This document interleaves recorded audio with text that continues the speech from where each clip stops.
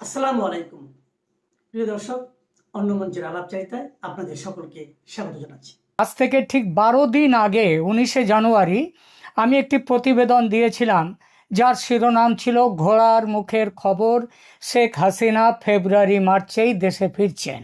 এই কথাটি শেখ হাসিনা নিজ মুখে বলেছিলেন আমার এক বিশেষ সংবাদ সূত্রকে। সূত্রটি এতটাই নির্ভরযোগ্য যে আমি আলাদা করে কোনো রকম যাচাই করা ছাড়াই খবরটি নিয়ে প্রতিবেদন করেছিলাম। তবে এই সম্পর্কে আরও পাকা খবর পেতে এবং কেন শেখ হাসিনা এতটা নিশ্চিতভাবে তার দেশে ফেরার কথা বলছেন সেটা আমার সূত্র জানতেন না। সেটা নিয়ে খোঁজ খবর করা অব্যাহত ছিল আমার। আর সেই পাকা খবর এলো বা এই যাচাইয়ের কাজটি হয়ে গেল গত 27 জানুয়ারি। কিভাবে হলো সেটা বলছি। আপনাদের হয়তো মনে আছে, ভারতের এবারে রিপাবলিক ডে সেলিব্রেশন অনুষ্ঠানে প্রধান অতিথি হয়ে এসেছিলেন ইউরোপীয় ইউনিয়নের দুই কর্তা ব্যক্তি। একজন ইউরোপীয় কমিশনের president Ursula von der Leyen এবং অন্যজন ইউরোপীয় কাউন্সিলের প্রেসিডেন্ট আন্তোনিও কস্তা। 27শে জানুয়ারি এদের সঙ্গে স্বাক্ষরিত হয় ভারতের বাণিজ্য চুক্তি, যাকে ম্যাডাম যে উর্সুলা ভন ডার লেয়েন যাকে বলেছেন মাদার অফ অল ডিলস। আর ভারতের প্রধানমন্ত্রী নরেন্দ্র মোদী এটাকে বলেছেন যে ঐতিহাসিক চুক্তি। এই চুক্তিতে সবচেয়ে ভয় পেয়েছেন বলবো না, তবে রীতিমতো ঘাবড়ে গিয়েছেন ও গায়ে জ্বালা ধরে গিয়েছে আমেরিকার প্রেসিডেন্ট ডোনাল্ড ট্রাম্পের। ভারতের এই ফ্রি ট্রেড এগ্রিমেন্ট বুঝিয়ে দিল ভারতের সঙ্গে আমেরিকার সম্পর্ক কোন জায়গায় পৌঁছে গেছে এবং আরও কোথায় পৌঁছে যেতে পারে। বুঝিয়ে দিল এই চুক্তিটি যে ট্রাম্পের চরিত্র চিনে ফেলেছে ভারত। তাই আর ট্রাম্পের মুখের দিকে তাকিয়ে থাকলো না ভারত, বরং ট্রাম্পকে তার নিজের প্রয়োজনে ছুটে আসতে হবে ভারতের কাছে। ভারতের এই ভাবনা যে একেবারে নির্ভুল তার প্রমাণ মিলতে দেরি হয়নি। ভারত ইউনিয়ন চুক্তি প্রকাশ্যে আসতেই তেলে বেগুনে জ্বলে উঠেছেন ট্রাম্প ও তার প্রশাসনের কর্তারা। ভারতকে এবং সেই সঙ্গে ইউরোপীয় ইউনিয়নকে যা খুশি ভাষায় আক্রমণ করছেন। সেসব ভাষা পুরো বলতে গেলে এই প্রতিবেদন বেদম লম্বা হয়ে যাবে। তাই ট্রাম্পের প্রশাসনের ব্যবহার করা দু একটি বিশেষণ বলবো শুধু। ইউরোপের দেশগুলোকে ট্রাম্পের যে ট্রেজারি সেক্রেটারি, তিনি তাকে গালি দিয়েছেন দুমুখো সাপ বলে। নীতির বালাই নাকি ইউরোপের দেশগুলোর কিচ্ছু নেই। ইউরোপের দেশগুলো স্বার্থপর। আর ভারত ধুরন্ধর ব্যবসাদার। ভারত ধুরন্ধর ব্যবসাদার শুধু নয়, ভারত যুদ্ধবাজ দেশ। কেন যুদ্ধবাজ? কারণ ইউক্রেনের যুদ্ধ রাশিয়া চালাতে পারছে, ভারত রাশিয়ার তেল কিনছে বলে। ইউক্রেনের যুদ্ধে তাই ভারতও একটি পক্ষ, রাশিয়ার পক্ষ। আসলে আমেরিকা চেয়েছিল বাণিজ্য শুল্ক চাপিয়ে ভারতকে চাপে ফেলে নিজের বশে রাখবে, কিন্তু ভারত ইউরোপীয় ইউনিয়নের সঙ্গে এই চুক্তি করে আমেরিকার ভারতের যে রপ্তানি বাণিজ্য সেটাকে মোটামুটি গুরুত্বহীন করে দিল। কারণ ইউরোপের 27টা দেশ মিলে সেখানে যত ভারতের জিনিস রপ্তানি হয় তা আমেরিকার থেকেও অনেক বেশি। এই চুক্তি সই হওয়ার সঙ্গে সঙ্গে আমেরিকার বাণিজ্য প্রতিনিধি দল একেবারে যাকে বলে নাওয়া খাওয়া ফেলে ছুটে এসেছে ভারতে। তারা ঘোষণা দিয়েছে যে শুল্ক নিয়ে ভারতের সঙ্গে নাকি আর কোনো বকেয়া বিষয় নেই, সব ফাইনাল। এখন যে কোনো দিন নাকি চুক্তি সই হয়ে যেতে পারে। আপনার মনে আছে কয়েকদিন আগে এই ট্রাম্প বলেছিলেন ভারতের ওপরে 500% শুল্ক লাগাবে। আর এখন কি করছে? এখন তারা আমেরিকা চাইছে দ্রুত ভারতের সাথে শুল্ক চুক্তি স্বাক্ষর হয়ে যাক। কিন্তু ভারত এবার সুযোগ বুঝে খুব একটা তাড়াহুড়ো করতে চাইছে না। বলছে এত তাড়া কিসের, ধীরে সুস্থে হোক না। ভারতের পররাষ্ট্রমন্ত্রী জয়শঙ্কর কয়েকদিন পর এই সামনের সপ্তাহে আমেরিকা যাচ্ছেন।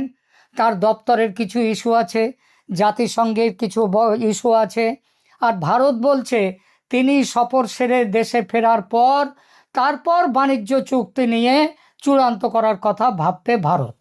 ভারতের এই যে অবস্থান, এতে স্পষ্টত বাণিজ্যের সঙ্গে পররাষ্ট্র নীতিকেও জুড়ে নিয়েছে ভারত। ট্রাম্পের অস্ত্র ফিরিয়ে দিচ্ছে ট্রাম্পকে, এটা ট্রাম্পের প্রাপ্য। অতি চালাকের গলায় দড়ি, একটা কথা আছে না, তাই হয়েছে ট্রাম্পের। পৃথিবীর কোথাও তার এখন প্রায় ঠাঁই নেই। হ্যাঁ, অবশ্য পাকিস্তানে আছে, আর বাংলাদেশে ইউনুসের কাছে আছে, আরও দু এক জায়গায় ছোটোখাটো থাকতেই পারে। প্রেসিডেন্ট ট্রাম্প তার নিজের তো বটেই, আমেরিকার মান সম্মান নষ্ট করেছেন সারা পৃথিবীতে। ইউরোপের দেশগুলো মানে কেউ তাকে বিশ্বাস করে না ট্রাম্পকে। আজ এক কথা বলছে ট্রাম্প, তো কাল অন্য কথা। ইউরোপের দেশগুলোর সঙ্গে বাণিজ্য চুক্তি করার পরও ট্রাম্প নিত্য নতুন শুল্কের হুমকি দিচ্ছেন ইউরোপের দেশগুলোকে। কে এখন আমেরিকাকে বিশ্বাস করবে? ভারতও আমেরিকাকে বিশ্বাস আর করে না, আর সেটা বুঝিয়ে দিয়েছে ট্রাম্পকে। গত কিছুদিন ধরে প্রতি পদে ট্রাম্পের জন্যে যখন সেই তার নোবেল প্রাইজের নাম গেল, মানে পাকিস্তানের জেনারেল মুনির, আসিম মুনির, পাকিস্তানের প্রধানমন্ত্রী, তারা সব আলাদা আলাদা করে ট্রাম্পের নাম প্রস্তাব করেছে নোবেল প্রাইজ দেওয়ার জন্যে। ভারতের কাছেও বলেছিল আপনারাও প্রস্তাব করুন, ভারত ঝেড়ে ফেলে দিয়েছে। আর ভারত আমেরিকাকে বিশ্বাস করে না, সেটা বুঝিয়ে দিয়েছে ট্রাম্পকে। ট্রাম্পের গাজা ক্লাব, যার নাম বোর্ড অফ পিস, সেখানে যাওয়ার আমন্ত্রণ পেয়ে পাকিস্তান, ওরা যারা বাংলাদেশকে তো আমন্ত্রণ করেনি, তারা আমন্ত্রণ পেয়ে একেবারে দৌড়তে গিয়ে হাজির হয়েছে সেখানে ট্রাম্পের বোর্ড অফ পিসে থাকবার জন্যে। আর ভারত আমন্ত্রণ পেয়েও প্রত্যাখ্যান করেছে। আমেরিকার অস্ত্র বাদ দিয়ে ভারত রাশিয়া আর ফ্রান্সের অস্ত্র কিনে যাচ্ছে এক নাগাড়ে, রাশিয়ার থেকে তেল কিনে নিয়ে আসছে। ভারতের সঙ্গে আমেরিকার ব্যবসা চৌপাট হওয়ার মুখে, আর এই চৌপাট হলে ভারতের কিচ্ছু যায় আসে না এখন যা অবস্থা। আর এই অনুভব, ভারতের এই বোধ, এটা যে শুধুমাত্র ভারতের তা নয়, সারা দুনিয়া জুড়ে ট্রাম্পের সৌজন্যে আমেরিকার বদনাম জুটেছে আনফেথফুল পার্টনার। আর পার্টনার অবিশ্বস্ত হলে, অবিশ্বাসী হলে সে সম্পর্ক কি টেকে না। ট্রাম্পের আমেরিকার ক্ষেত্রে সেটাই হয়েছে। ট্রাম্প যা প্রতিশ্রুতি দেন তা কখনো রাখেন না। শুধুমাত্র 2025 সালেই ট্রাম্প অসংখ্য প্রতিশ্রুতি ভাঙার রেকর্ড করেছেন। ইউরোপীয় ইউনিয়নের সাথে টার্নবেরি চুক্তি জুলাই 25-এ করেছেন। করার পরে সেখানে ছিল 15% সর্বোচ্চ ট্যারিফ। কিন্তু জানুয়ারি আসতে না আসতে ওই একই ইউরোপীয় ইউনিয়নের বিরুদ্ধে নতুন করে আরও 10 থেকে 25% ট্যারিফের হুমকি দিয়েছেন, গ্রিনল্যান্ড বিতর্কের নাম করে। চুক্তি স্বাক্ষর হওয়ার 6 মাস পর। তা যার কথার দাম নেই, তাকে কে বিশ্বাস করে বলুন তো? এছাড়া কখনো ট্রাম্প বলছেন ফরাসি ওয়াইনে 200% ট্যারিফ লাগাবেন, কখনো পানামায় আক্রমণের হুমকি দিচ্ছেন, মিসাইল ডাকছেন কলম্বিয়ায়, ইরানে ঝাঁপাতে চাইছেন, ডেনমার্কের কাছ থেকে গ্রিনল্যান্ড ছিনিয়ে নিতে চাইছেন, ভেনেজুয়েলার প্রেসিডেন্টকে চোখ বেঁধে হাত বেঁধে তুলছেন, কানাডাকে দখলের হুমকি দিচ্ছেন।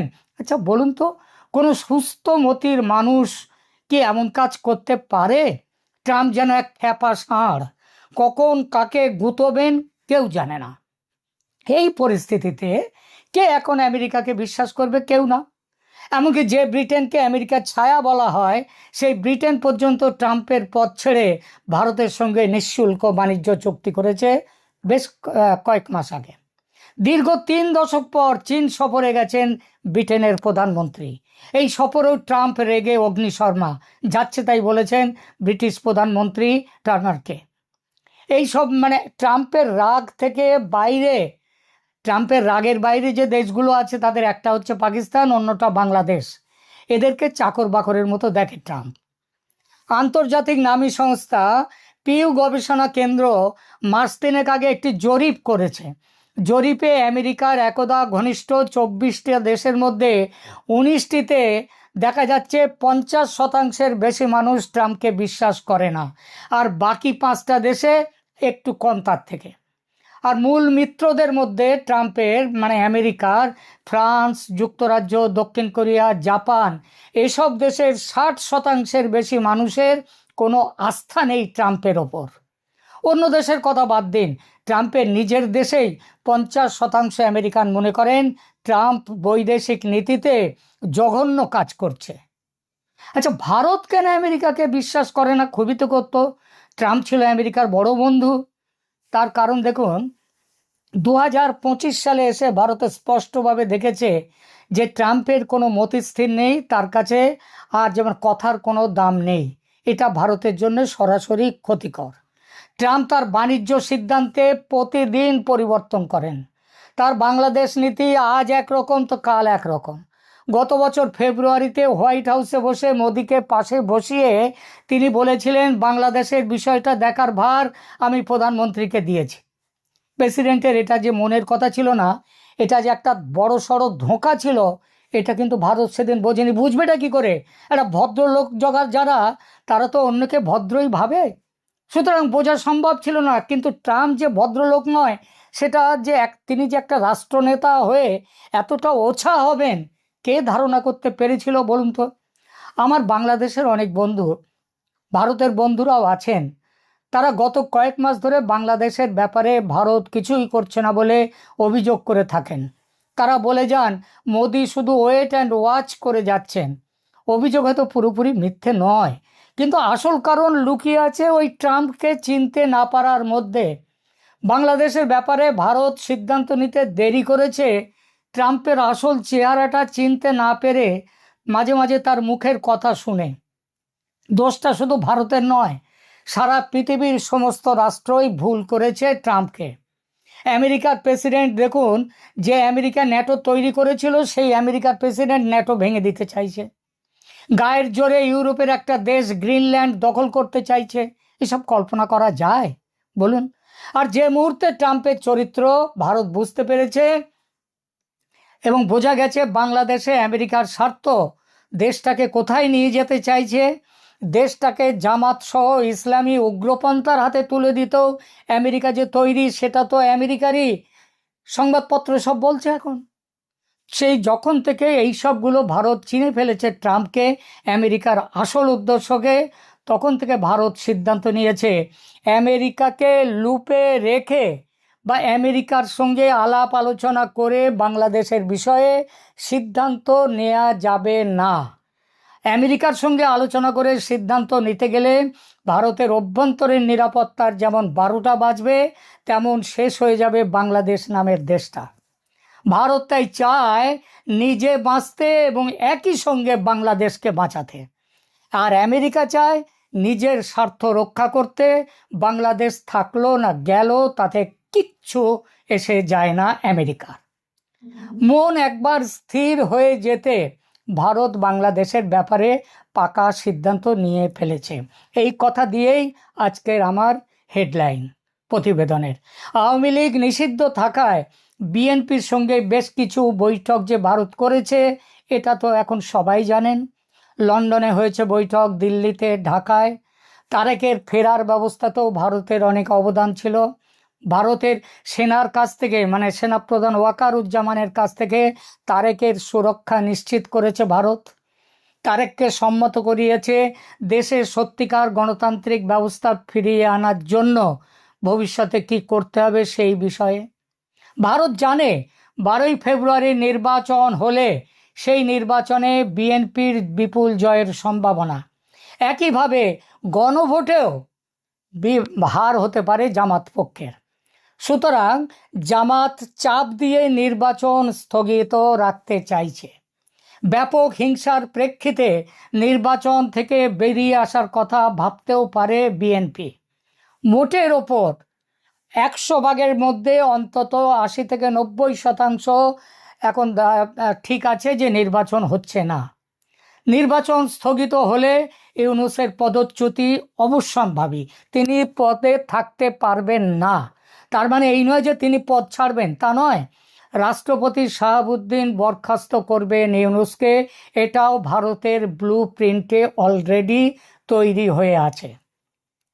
ভারতের ব্লু প্রিন্ট অনুযায়ী ওয়াকার উজ্জামানের সামনে ভারতের সুরে সুর মেলানো ছাড়া আর কোনো পথ নেই। ওয়াকার উজ্জামান মেনেও নিয়েছেন ব্যাপারটা। ইউনূসের অন্তর্বর্তী সরকারের পতনের পর প্রধানমন্ত্রী শেখ হাসিনা দেশে ফিরবেন এবং ফিরবেন প্রধানমন্ত্রী হিসেবেই। এই জন্যেই তিনি এত জোর দিয়ে বলেছেন ফেব্রুয়ারি, খুব বেশি হলে মার্চের মধ্যেই তিনি দেশে ফিরবেন। তিনি দেশে, ওই যে বললাম, প্রধানমন্ত্রী হিসেবে ফিরছেন। এবার তিনি ক্ষমতা গ্রহণ করবেন প্রধানমন্ত্রী হিসেবে ঠিকই, কিন্তু সেটা হবে তদারকি বা কেয়ারটেকার সরকারের প্রধান হিসেবে। 6 মাসের মধ্যে নির্বাচন করবেন, এই দায়িত্ব, এই কথা বলে তিনি একটা ইনক্লুসিভ ফ্রি ফেয়ার ইলেকশনের ব্যবস্থা তিনি করবেন, যে নির্বাচন এই মুহূর্তে ওই 12ই ফেব্রুয়ারিতে হওয়ার কোনো সম্ভাবনা নেই। সেটাই নির্বাচন করবেন শেখ হাসিনা ফিরে এসে। ভারত পুরো ব্লু প্রিন্ট তৈরি করেছে নিজে উদ্যোগ নিয়ে। আমেরিকাকে এই উদ্যোগের মধ্যে কোথাও রাখেননি। এই উদ্যোগের বিভিন্ন পর্যায়ে শেখ হাসিনার সঙ্গে কথা হয়েছে ভারতের রাষ্ট্রপতি শাহাবুদ্দিন, তার সঙ্গে কথা হয়েছে জেনারেল ওয়াকার উজ্জামানের সাথে কথা হয়েছে, বিএনপির তারেক রহমানের সঙ্গে কথা হয়েছে বাংলাদেশে বেশ কিছু সেনা কর্তার সঙ্গেও। বৈদেশিক শক্তির মধ্যে রাশিয়ার সঙ্গে ইউরোপীয় ইউনিয়ন, ব্রিটেন এবং আরও কোনো দেশ যুক্ত ছিল এই আলোচনার মধ্যে। আর এই নতুন পরিস্থিতির জন্যই শেখ হাসিনা বলছেন তিনি খুব তাড়াতাড়ি দেশে ফিরবেন। আমেরিকা কি এই রাজনৈতিক ব্লু প্রিন্টের কথা জানে না? কেন জানবে না? নিশ্চয়ই জানে, কিন্তু করবেটা কি? করার কি আছে? ভারত, চীন, Russia, Brazil, south Africa, Canada, ইউরোপের সব দেশের বিরুদ্ধে আজ চলে গেছে আমেরিকা। বাঁচবে কাকে নিয়ে লড়তে যাবে? তাই হাত কামড়ানোই এখন ভবিতব্য আমেরিকার।